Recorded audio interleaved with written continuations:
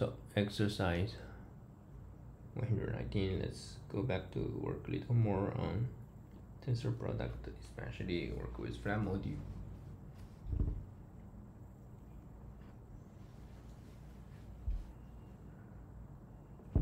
So we're again following Case Conard lecture notes. Remark.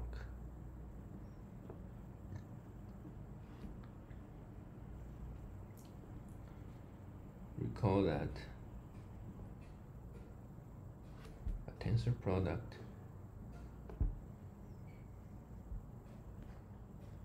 of injective linear maps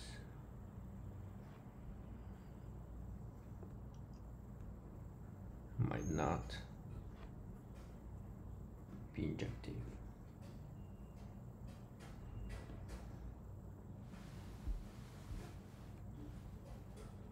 It is hence important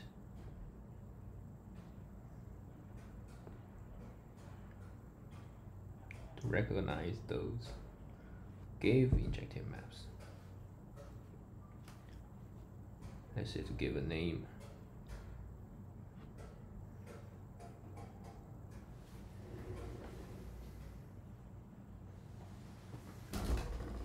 to those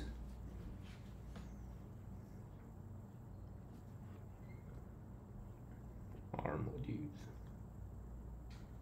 and that always preserve injectivity.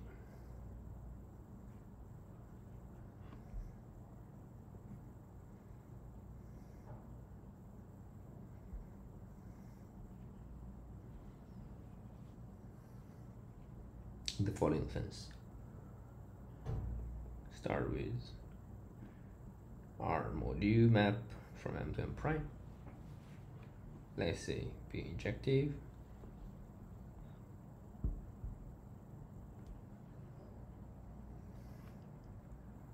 And we will look for those n such that it implies tensor with n, that's R-module, is again injective.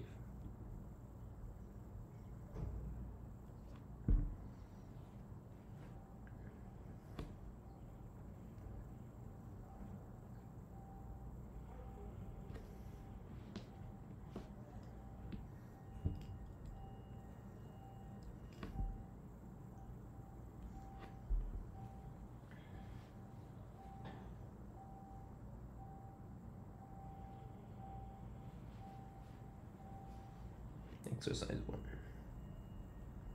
It's actually such kind of R-module and will be called flat R-module.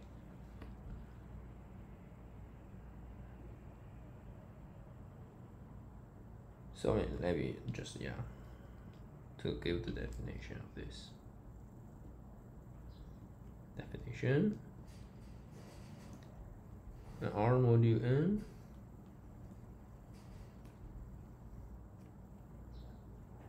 is called flat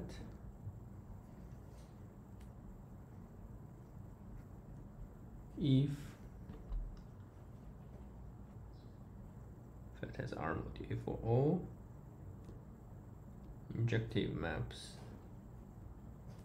of R-module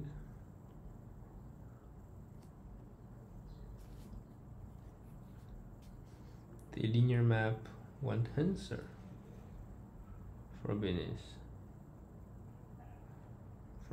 tensor M over R to a tensor M prime over R is injective.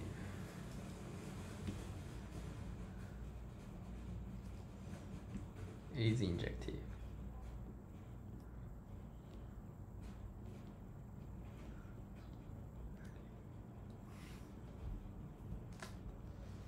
Let's do exercise 1 theorem. Any free R-module F is flat. In other words, if you have an injective linear map,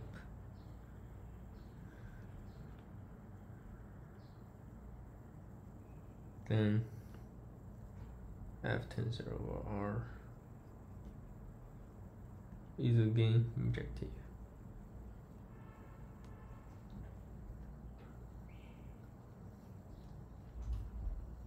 Proof.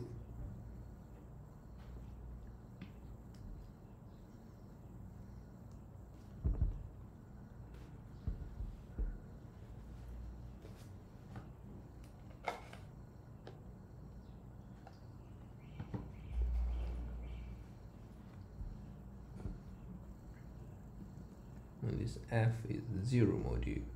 This is trivial. Suppose it's non-zero with basis,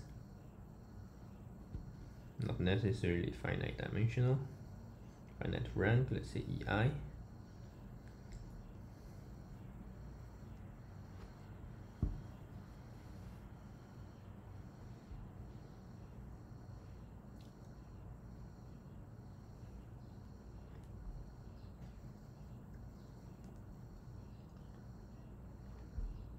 Then from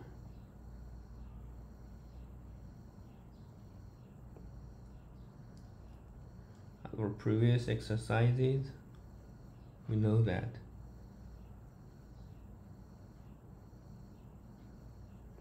every element of F tensor Rn. So here, one is FracR-module, one is not. General R module. In this case, we're not saying this is free with basis blah blah blah, no, but we could write it in a relatively nice form. Let's recall, any element can be written in the following form. So for the basis part, for the free part, we pick basis. For the non-free part, we take some unique mi. So for a unique choice of mi, and similar argument. Similarly for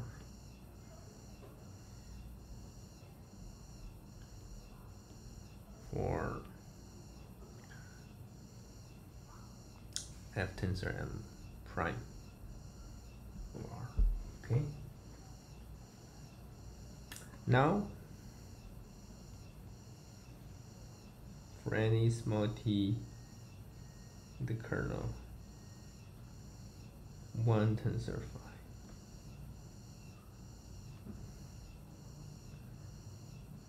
we can write small t equals summation EI tensor mi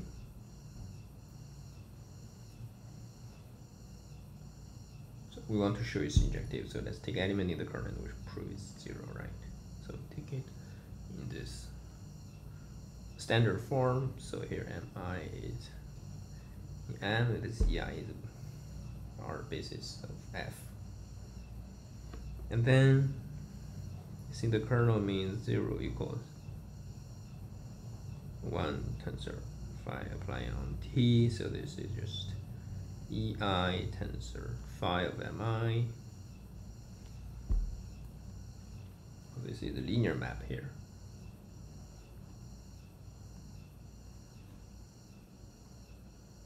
This is in F tensor M prime R. And as we said, any element should be written in this form uniquely, and so this forces the uniqueness of the expression. Uniqueness of expression in F tensor M prime. So on the one hand you are 0, on the other hand your EI tensor something. This forces all those phi of Mi to be 0. And so by the injectivity of phi, this tells you all the Mi are 0. And so finally T is 0. Because it is a summation of EI tensor Mi. Good. Not difficult, right? So it's just one more time you use the fact that when you have tensor product of 2 free, this is again free, but if it's a little worse, slightly worse, you have one free and the other just general R-module, then it's not free, but you could still write element uniquely. There is some feature of like linear combination basis, because on the one side of the tensor, element tensor, there are always a basis element. Why that nature? Remark.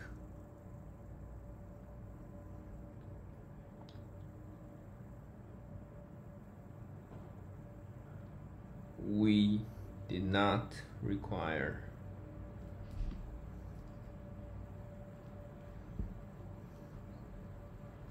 F to be finite free.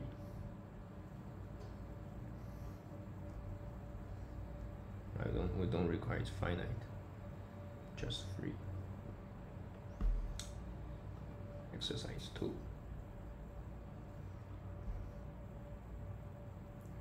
Let R be a domain and let K be its fraction field.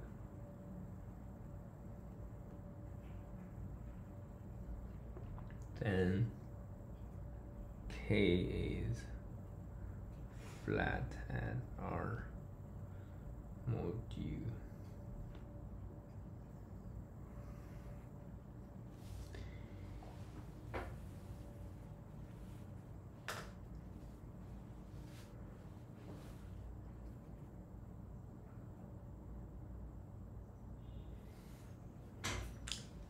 So actually, I would like to add a corollary. I don't know if it's too early or not. So already here you see that. Let me put a second remark. So if your R is a field, then any R module would be Q vector space, finite or infinite dimensional, right? And then this should be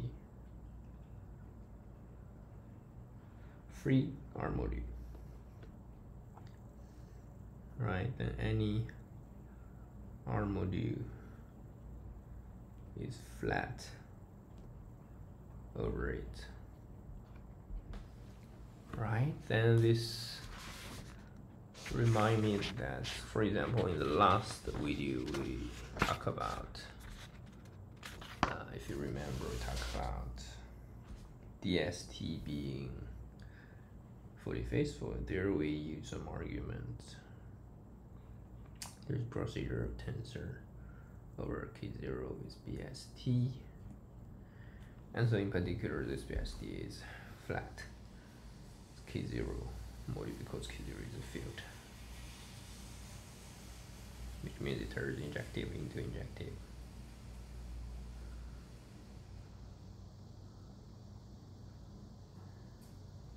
And also if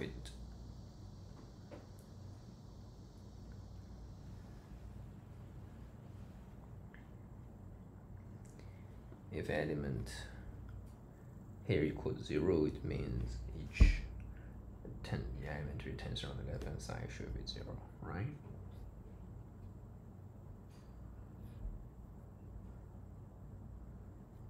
And so in particular, if you have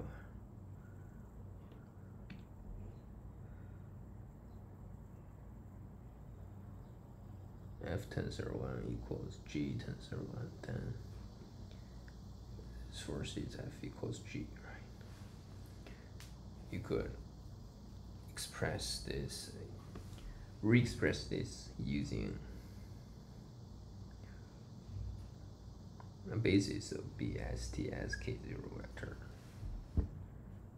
as K0 module, K0 vector space, and then what on the left hand side must coincide by the unique expression of what we have discussed, the FracR-module, tensor is R-module.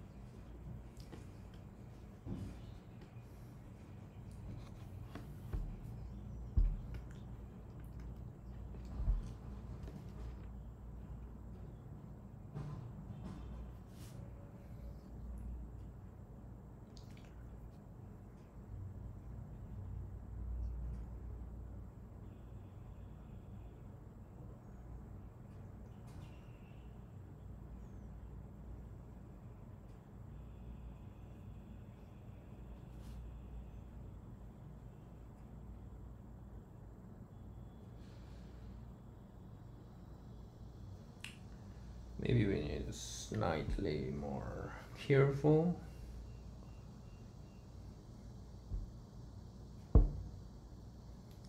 Because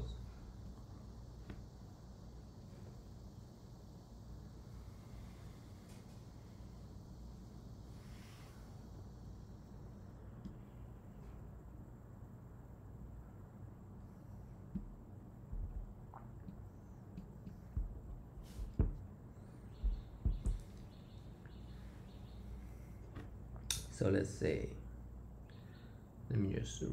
let's just recall our situation in the last video. So we have a factor from representation,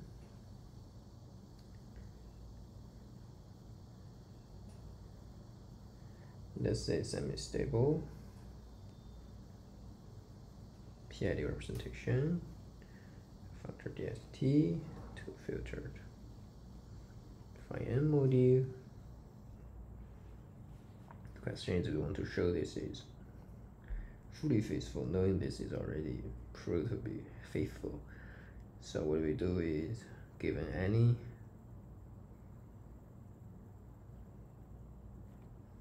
V1, V2, here this side we have dV, DST, V1, DST, V2, and given any f of this inside, the question is, there exists some g such that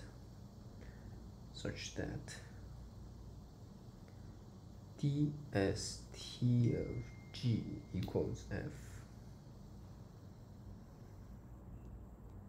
And so this means the home set is, there's a map between home V1, V2 to home DST, V1, home DST, V2 is surjective, right? And so what did we do? What we do is that we firstly extend scalar to BST,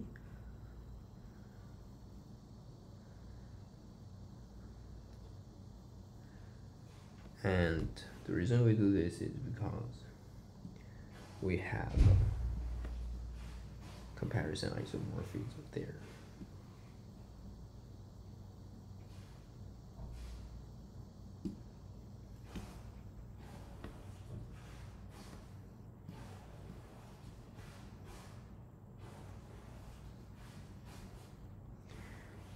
Let me write here. So we have B as the tensor with DST with 1 tensor F. EST tensor with DST with 2, and then there is alpha ST isomorphism, comparison isomorphism, and here with BST tensor with V1, BST tensor with V2, right? And then there exists such a F2 to which we could just define to be alpha ST inverse compose of one tensor F compose alpha ST inverse. So just go this way, here, right? I mean, this is alpha ST V2, this is alpha ST V1, if you want to distinguish.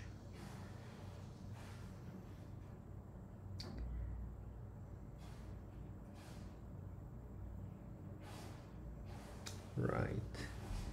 Now the question is, firstly, how do we got G from V1 to V2 such that one tensor G equals F tilde equals one tensor F, right? This is okay, we just take filtration 0. So this is just BST plus. And then fixed line for minutes. Still use your F tilde. Similar thing here. This should give you V1 and V2 because this is G key equivalent and compatible with filtration. So starting from F tilde, you could get something here. Let's call it G. And this G, when you tensor over QP with BST, it again gives you back to F tilde. So we have this. And the question is now, is J wait.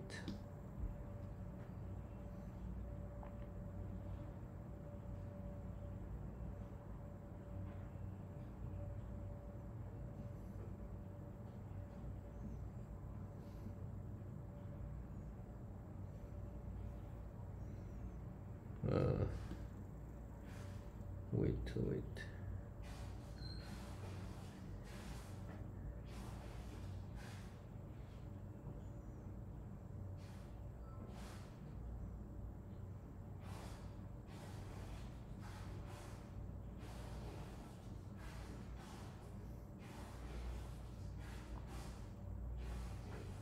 So this J is now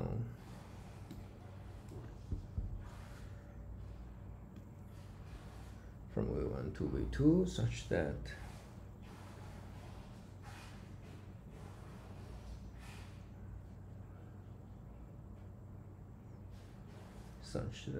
yes, one tensor J should equal to F tilde.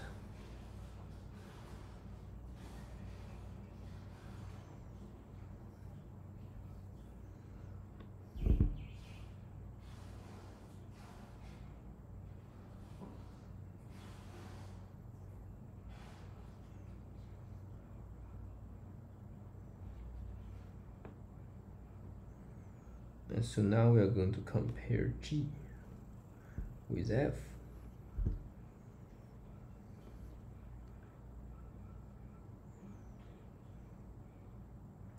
In some sense,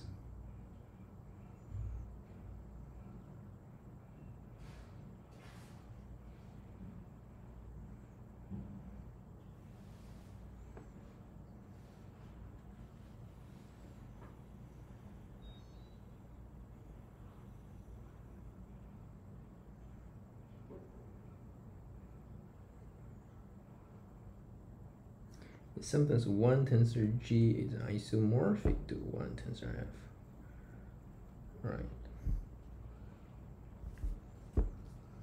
And this isomorphism is given by alpha ST isomorphism.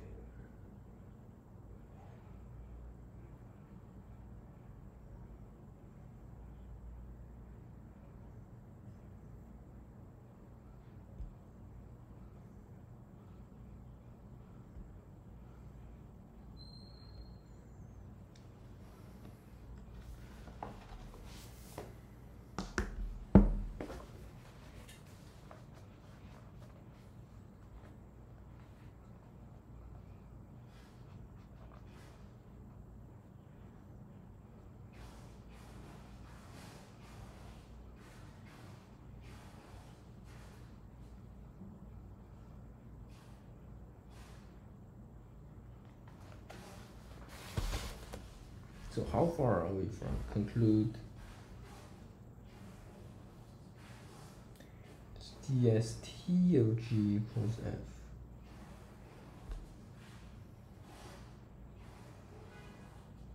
It was claimed that by the functionality of alpha is t.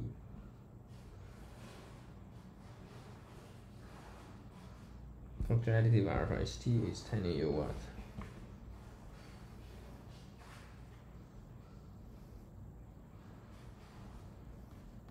It's telling you that if you have v1, v2, then this is a commutative diagram with let me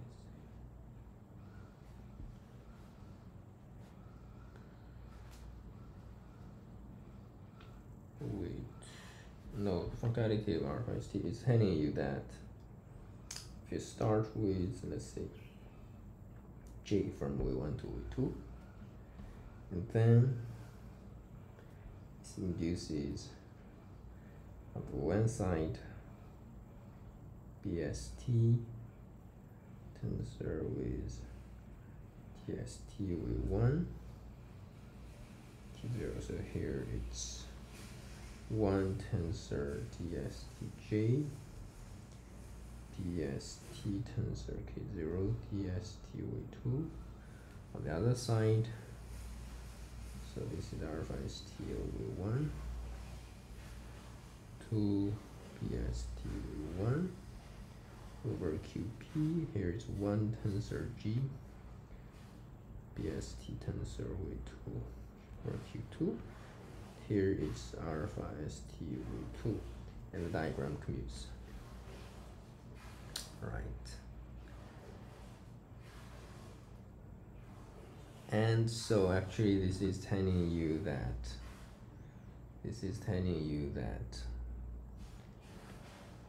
by the commutative of the diagram, this is telling you that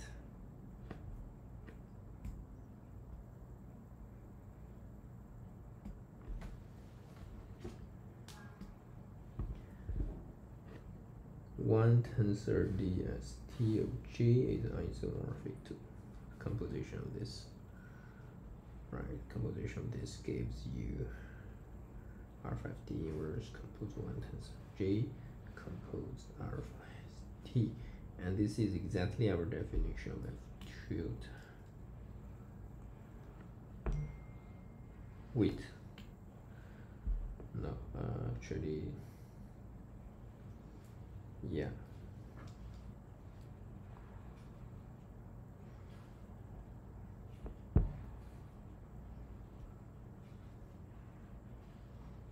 I mean, this is the same as, anyway, this is the same as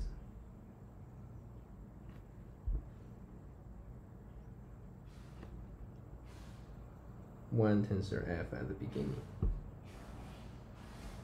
Notice, because it's the same diagram.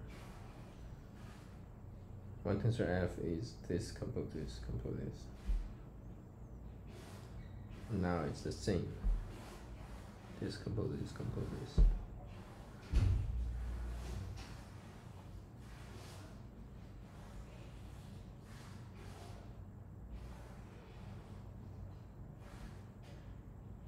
Because one tensor G is F tilde. And so we have this one tensor DST of J isomorphic to one tensor F in BST tensor K0 DST with 2. But as I said, this is a free K0 module. This is wow, even better. Even better. This is K0 vectors. Yeah. And this is again free K0 module.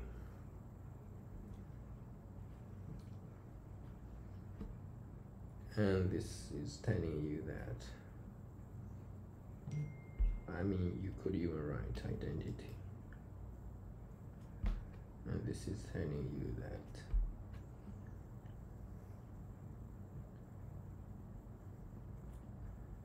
equals 0. I mean, in this extreme case, when both are free modules, m tensor n is 0, it implies either m equals 0 or n equals 0. This was proved before.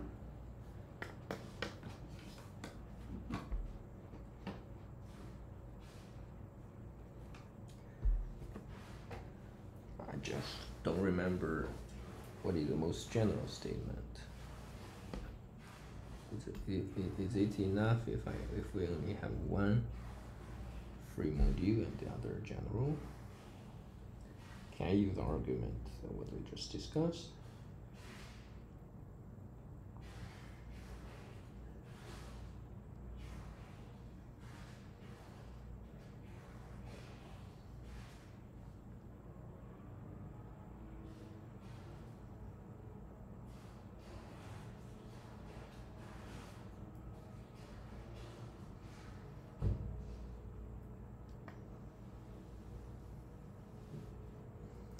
Should be the case, because yeah, it's the same as saying that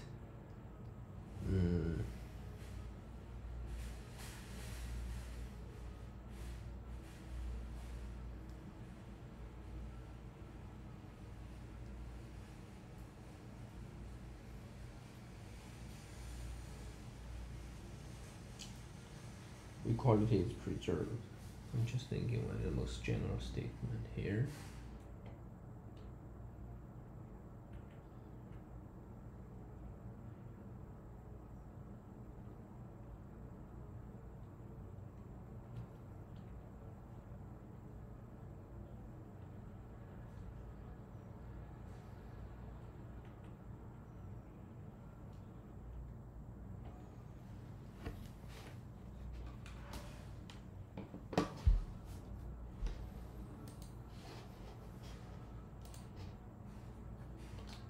Let me have a search.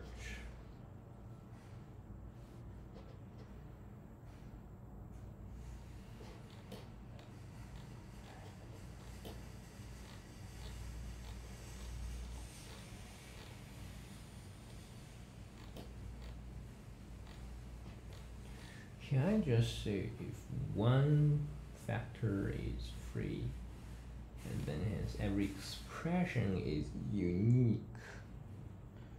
The problem is this should already force this to be, I mean, if one is chosen to be one of the basis of BST over K0, then that's fine.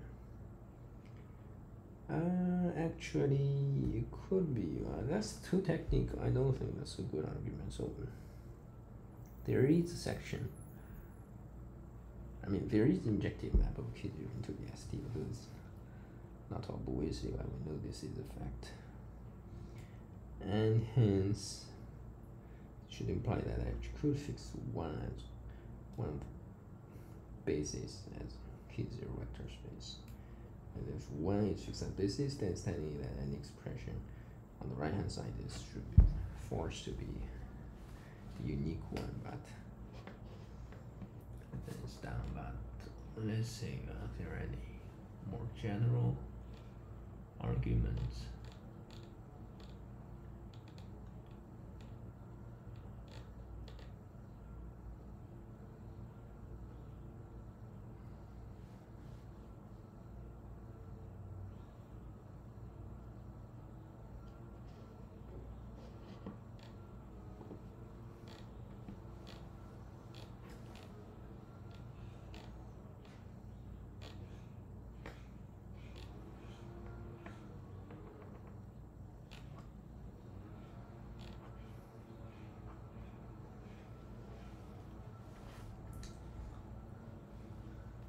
So let me first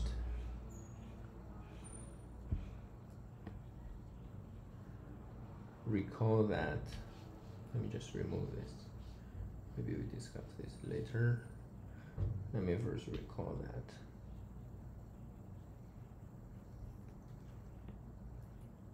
this was the theorem of Connor's lecture notes 4.15. If M is an R-module and F is a free R-module with basis, then every element has a unique expression. Any element has a way to be written uniquely if following the rules. Every element of M tensor is F over R has a unique representation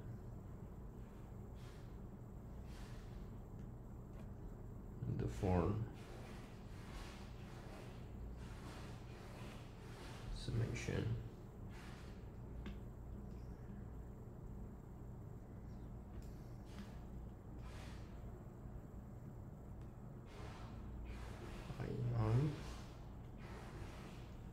tensor EI with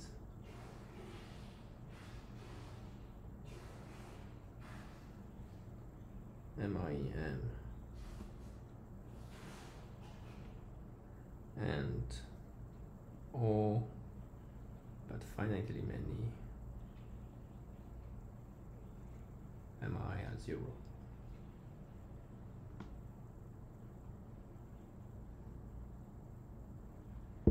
So this is the one we used in the last proof actually, right? I'm looking for something more.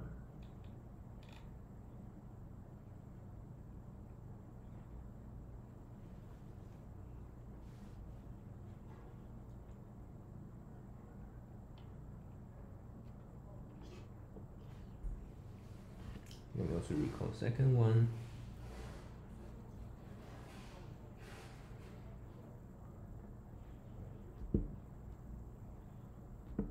Let R be a domain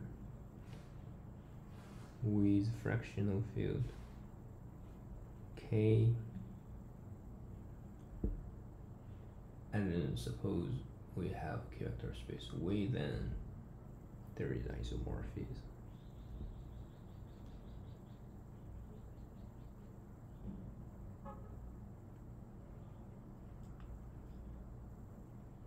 So with a character space,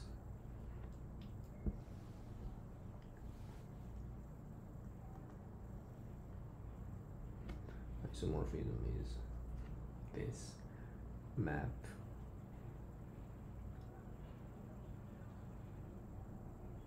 X tensor way to X way.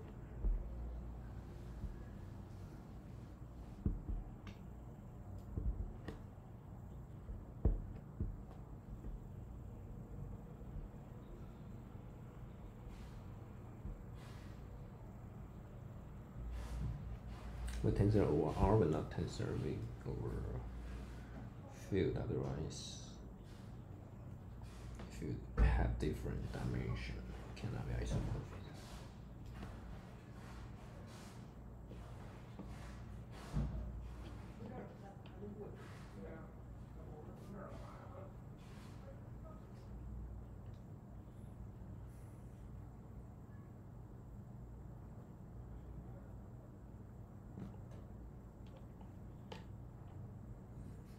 This could be improved to, let's say, 2.1. This is 4.23, which tells let R be a domain. So I'm talking about those results because particular those are all now we could call flat R modules. F is a flat R modules, right here. V is a flat K module, and K fractional field of R.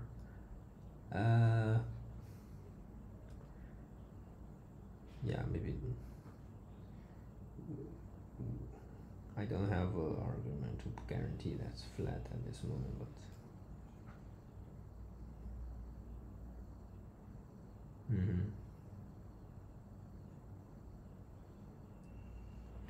let's say this 2.1, let R be domain.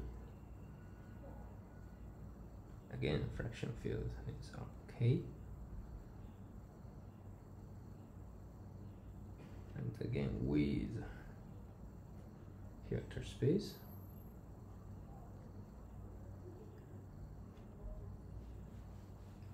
Then for each non-zero R module M,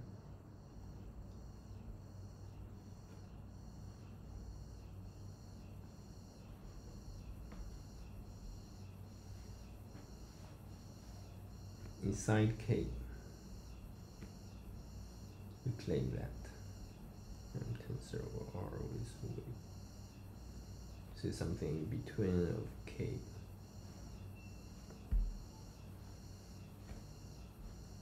This is again a isomorphism.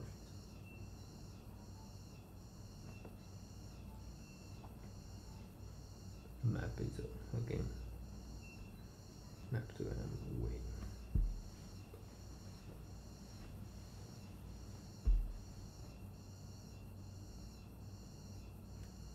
This is isomorphism of R modules. So, R module.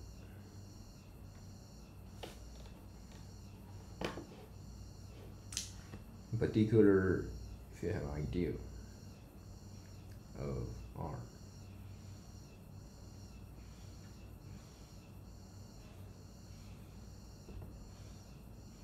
then you still have this, but in particular you have this.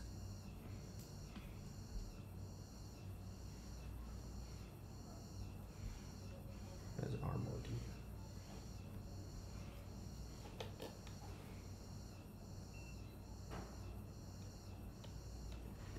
Now we're closer and closer to what I'm looking for, so let's say this still recall.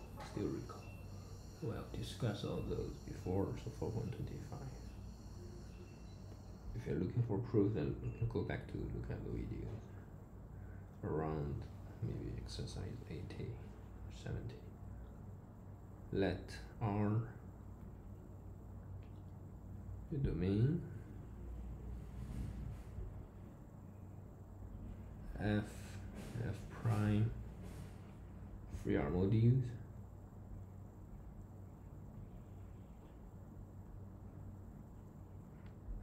So if small x prime, both non-zero, f prime, then this is non-zero in f tensor f prime. So this is already enough for our argument.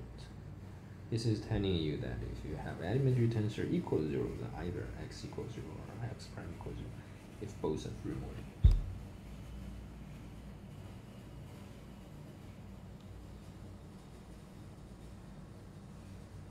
I'm just asking, would there be some stronger result just to allow you just one part of it to be free? But that I'm not sure.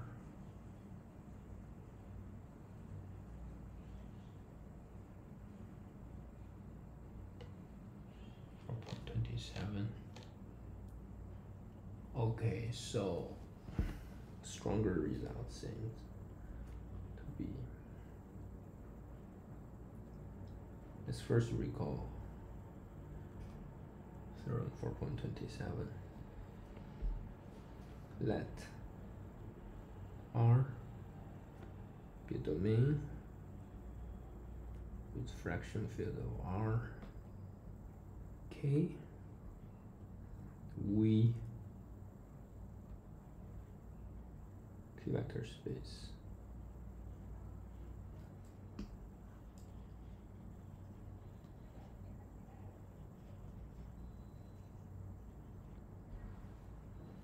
Firstly, for all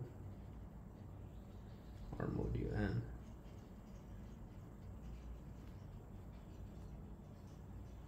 there is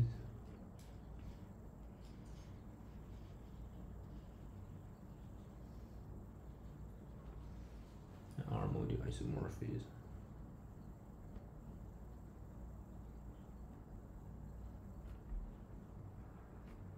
V tensor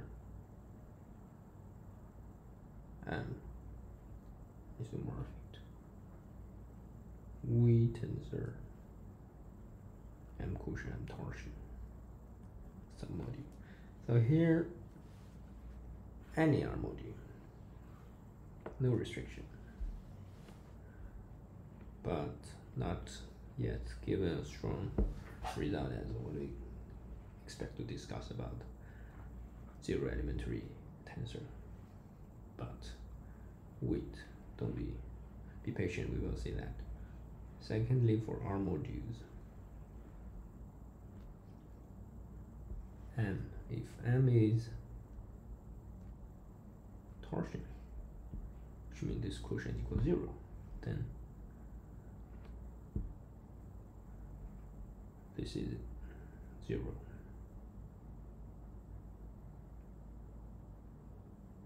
And if M is not torsion and is not 0, then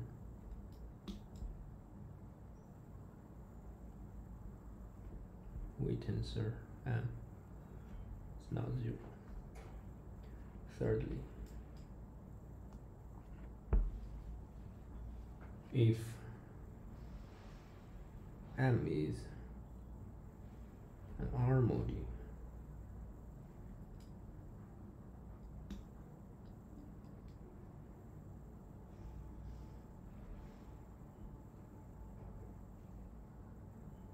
and N is a submodule such that M quotient N is a torsion R module,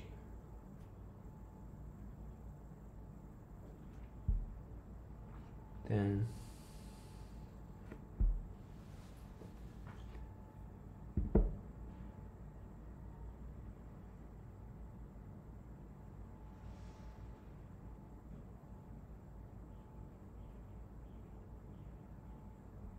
it will tell you that M and M quotient by N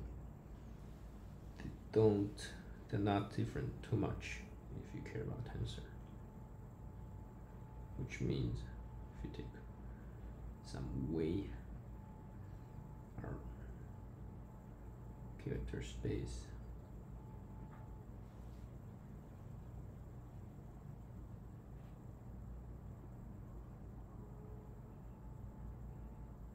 any tensor is M, they will be isomorphic. The tensor is N.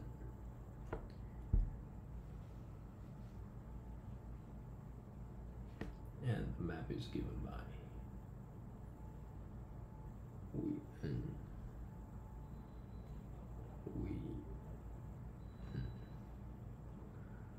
Okay, now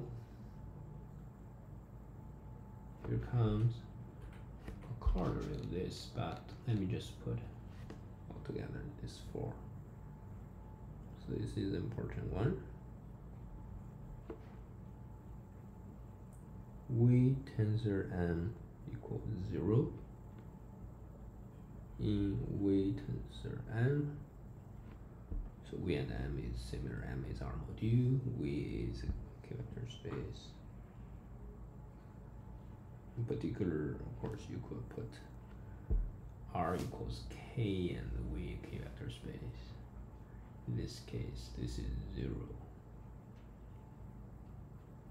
If and only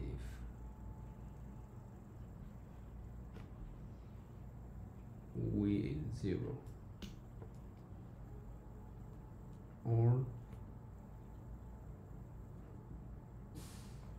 M is in the torsion.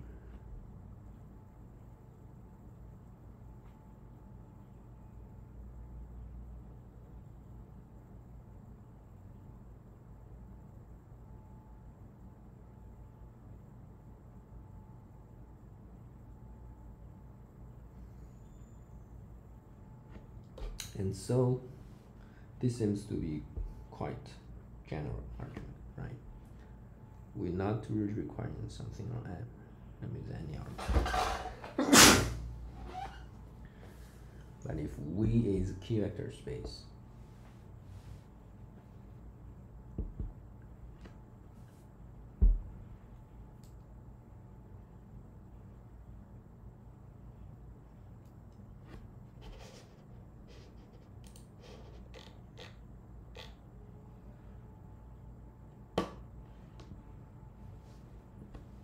actually, so a lot of things we have discussed there is fit into the part of FracR-module, because at the exercise 2 I'm going to prove, but I erased just now, tells you that K with fraction of R, so this is exact, which means K is free, K is flat R-module, right? In that case, so this is a very general situation. V is K vector space, so V is flat K module, K is flat R module, so V is a flat R module actually. You have on the one part a flat, on the other hand, we don't know, and then the result is telling you that if you have elementary tensor 0, then either on the flat part is 0, or on the don't know part is torsion. That's very strong, right? So coming back here, well, in a situation actually both are flat because it's K0 vector space. But anyway, it tells you that elementary tensor is 0.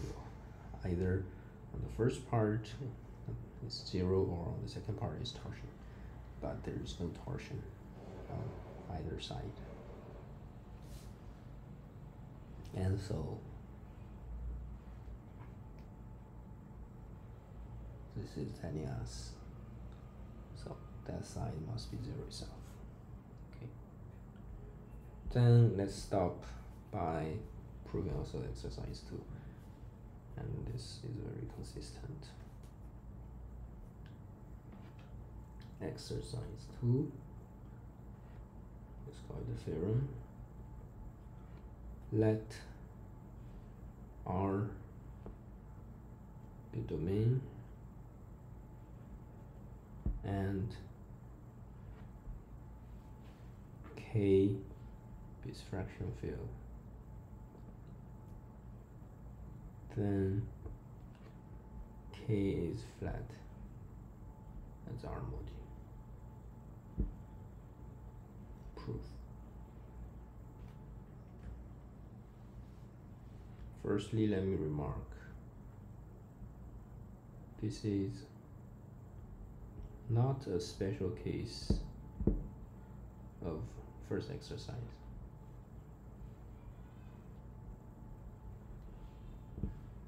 Because there we're talking about free modules.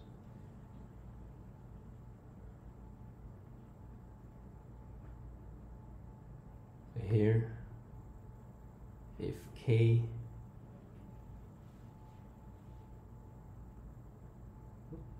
as a frac of R were a free R module, then it would imply K equals R, which means K in general is not a free R module. The argument is as follows. any two non-zero elements of K are linearly dependent.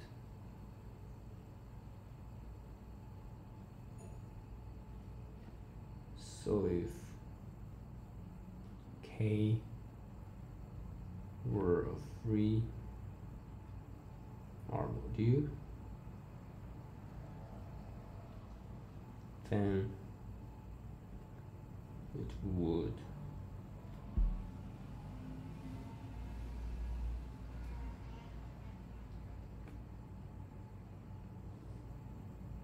have a basis of size 1 because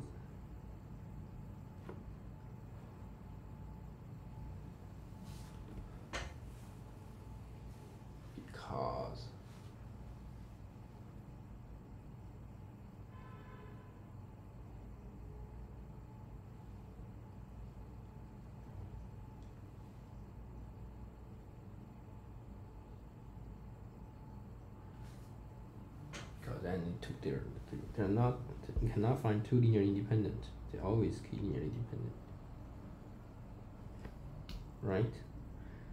And so let's say why this is a fact. So any elements, let's say M1 over M1, M2 over M2, and then R linearly, which means this is a fraction that multiplied by M1, and then this is inside R,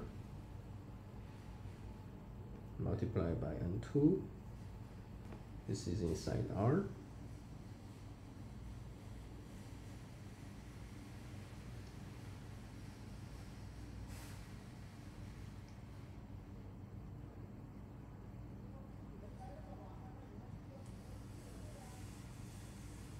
and I could further multiply by M2 N1 and then multiply by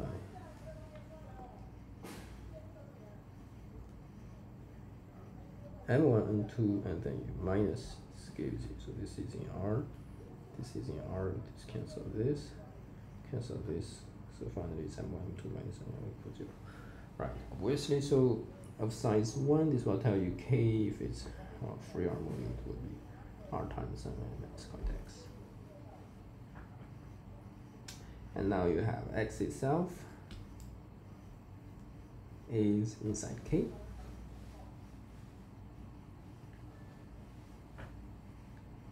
and because it's field, X squared is also inside K, and there exists some R such that X squared is R times X. This implies that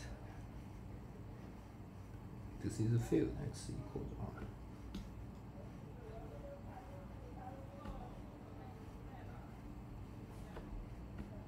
This is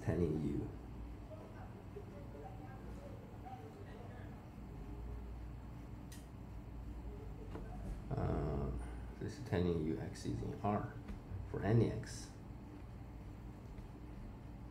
and so K is in R, and so K must equal 0.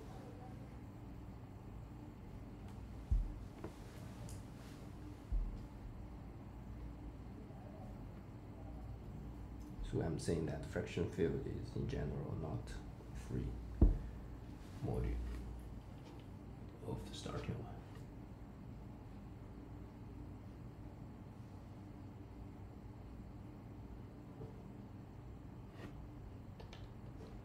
Now let's prove. Let M prime as before, injective are linear map. And notice that every elementary tensor inside here is elementary. Every tensor is elementary.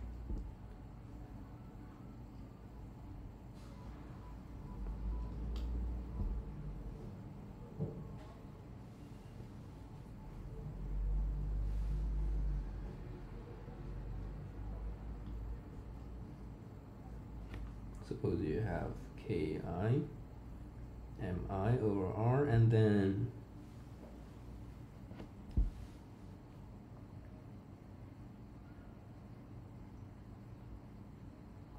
write it in the form ri over some common denominator s. This is possible just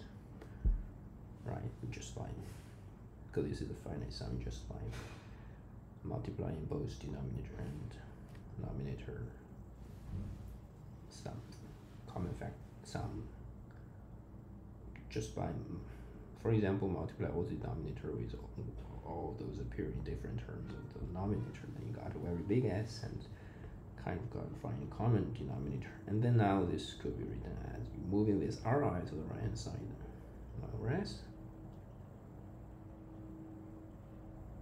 ri mi, right? So you could always write it as elementary tensor. And then it's easy to discuss either it's zero or not by what we have recalled. Every elementary tensor in this K tensor with M over R is zero if and only if either it's in the torsion of M or it's zero in the side of K.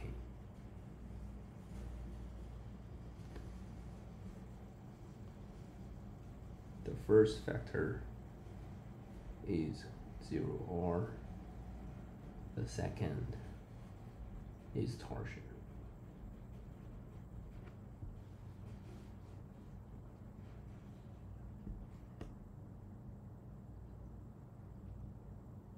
What we want to show is one tensor phi is injective. So now let's suppose one tensor phi over some t is zero,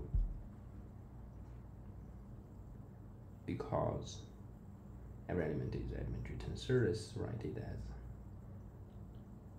X tensor M.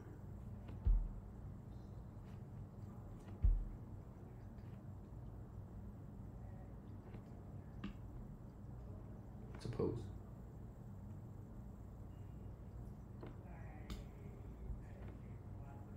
So if this is 0, 1 to show t is 0.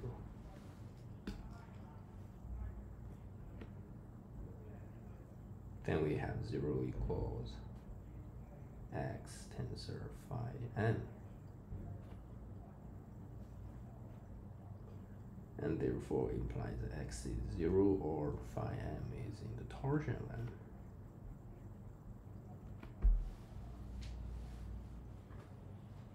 Torsion of P prime, M prime. Yeah, because it's 4 into K tensor M prime.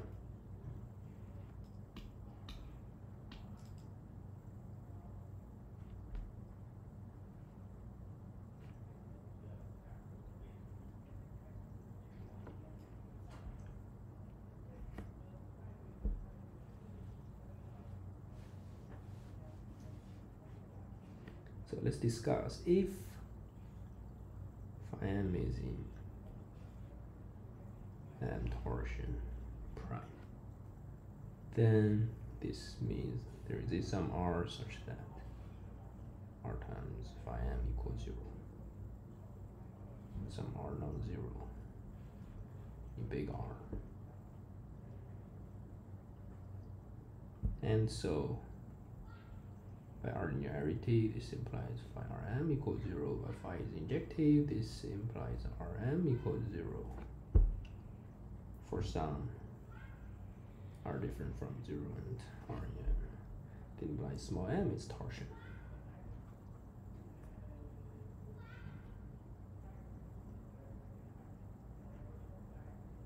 And so this implies at the beginning T is X tensor M, this is already 0. And so we are done. Nice. And put a remark. And then we finish. Maybe some example.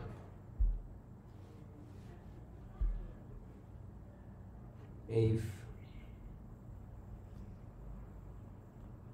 M is a submodule of the R-module M prime,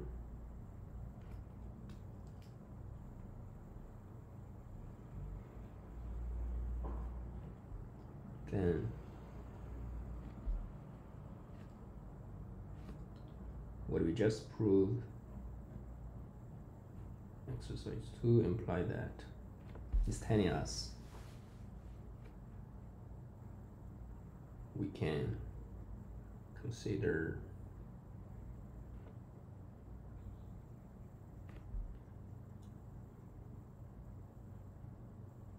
K tensor M as a subspace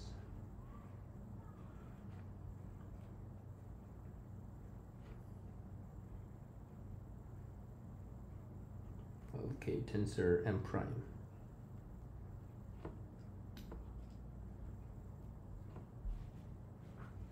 Hence, the natural map is injective.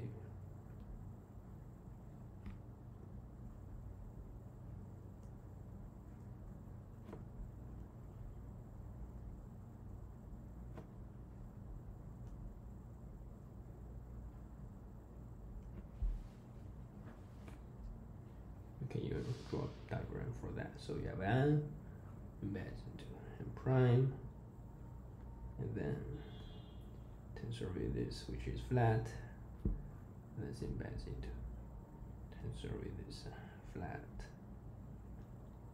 one tensor.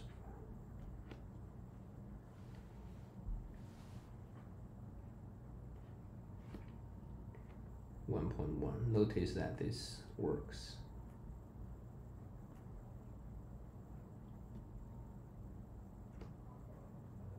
Even if they have torsion.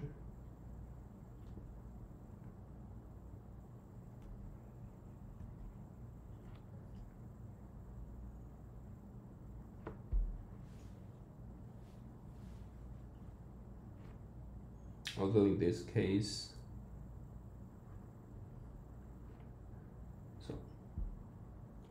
although in that case, these two might not be injective.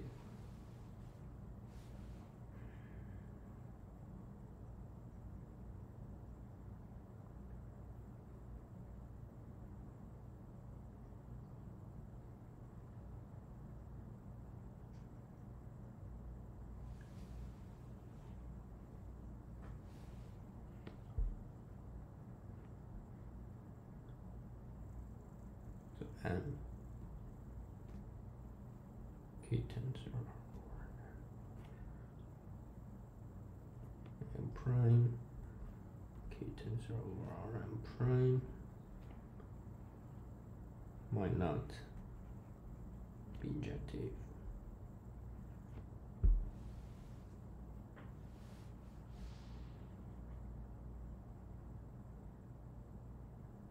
But this is still injective. If this is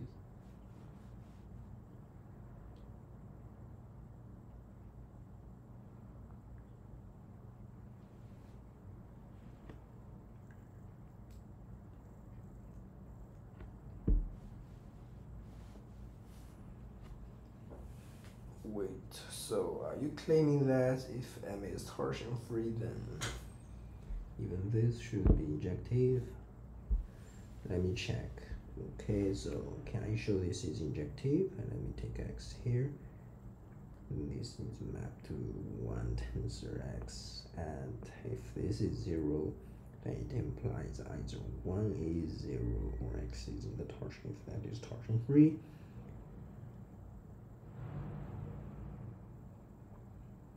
Torsion free, then this implies X is 0, and this implies this is injective.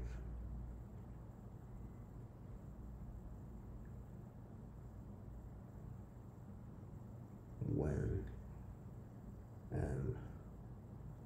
torsion equals 0, there's no torsion. Okay, good. Now let's give some example.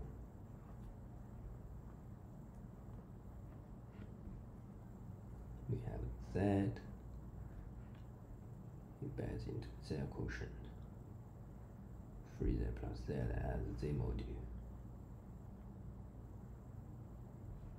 Now if we're applying tensor, this is fraction field, then this will tell you that is, because this is flat Z module, this will again be injective, and here Q tensor with quotient. By torsion would tell you that this is, so let me write down, then let's discuss. So this is the case. This is totally torsion. This is I'm not saying it's free Z module, and likely when you say this is flat.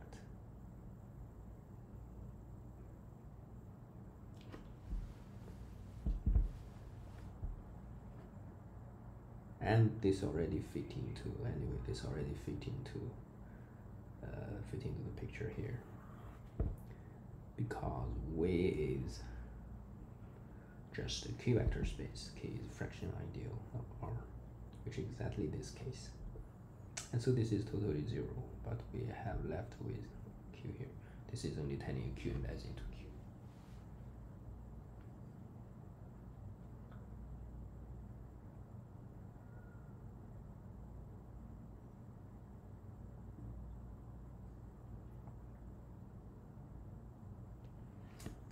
Very important remark. Free, a generalization.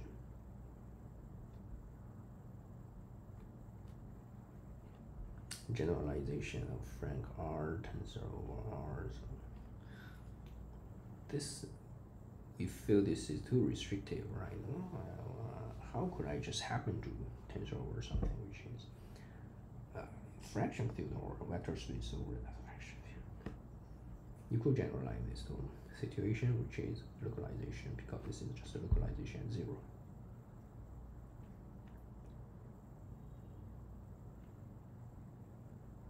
So for any commutative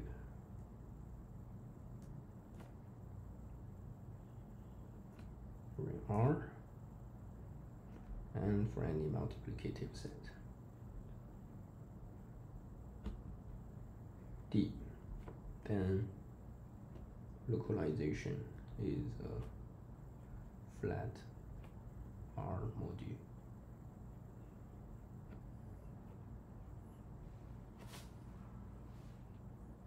Let me put final remark. We'll prove this next time.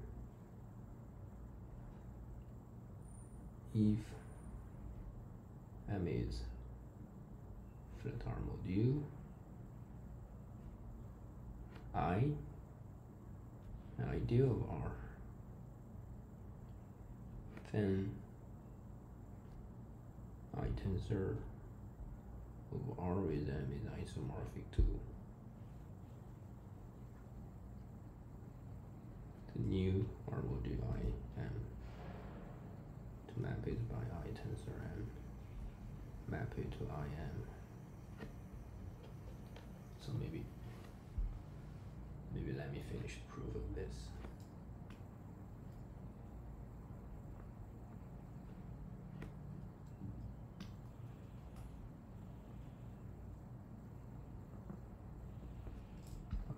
Choice more elegantly.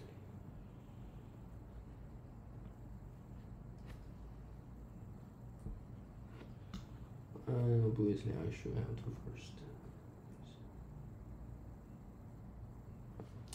Okay, let me do proof of this. So we start with this injection, and then we tensor it. This is flat, and so we got injection.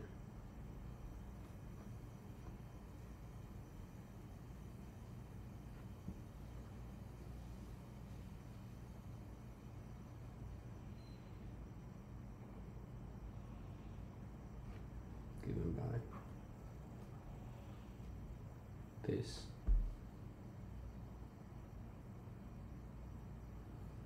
And so what is the image?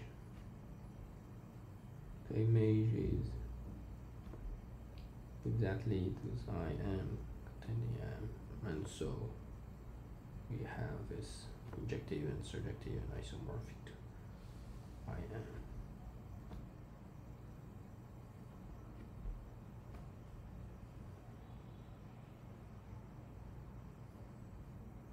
And the remark of this,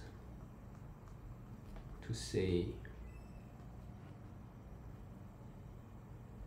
an R module and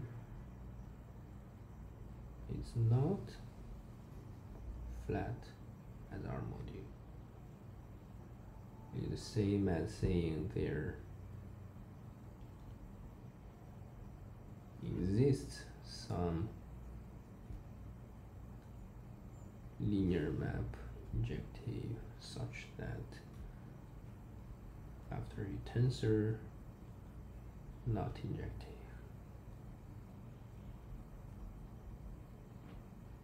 Right.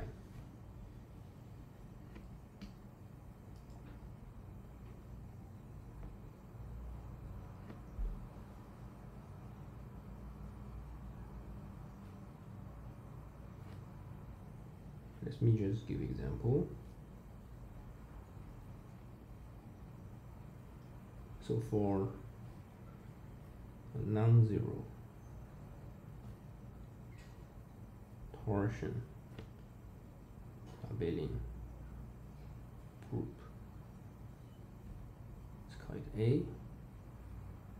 The natural map is embedded into Q, it's injective.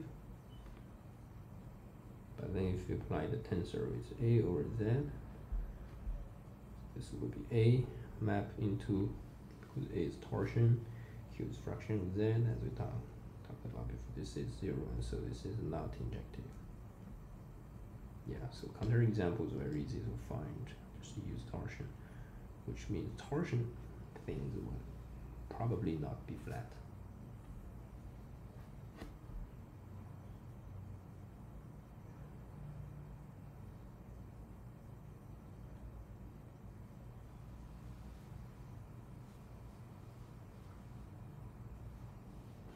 And actually, what does this tell us? This tells us not flat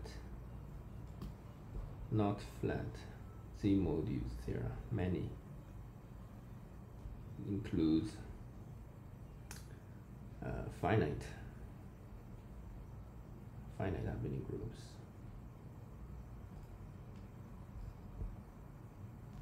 Because they are torsion, and also, for example, Q quotient by Z, this is also torsion.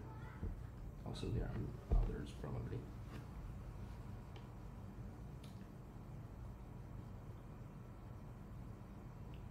But if you look at structure theorem for